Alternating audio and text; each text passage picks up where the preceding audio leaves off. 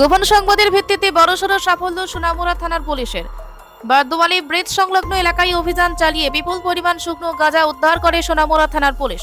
তল্লাশি চালিয়ে মোট 96 কেজি শুকনো গাঁজা উদ্ধার করা হয়। পুলিশ সূত্রে জানা যায়, সমস্ত আইনি প্রক্রিয়া সম্পন্ন করে গাঁজাগুলি উদ্ধার করা হয়েছে। উদ্ধারকৃত গাঁজার আনুমানিক বাজার মূল্য প্রায় 19,20,000 টাকা। এই বিপুল পরিমাণ গাঁজার মালিককে তা জানতে তদন্ত শুরু করেছে সোনামুড়া থানার পুলিশ।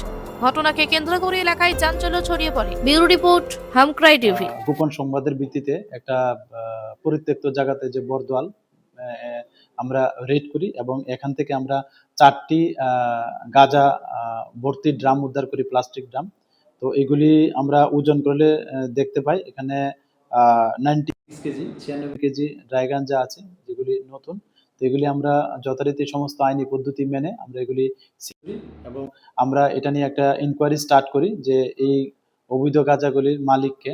তো আমরা অবশ্যই ওনাকে বা ওনাদেরকে আইডেন্টিফাই করে আমরা লফুল অ্যাকশন নেব। Thank you.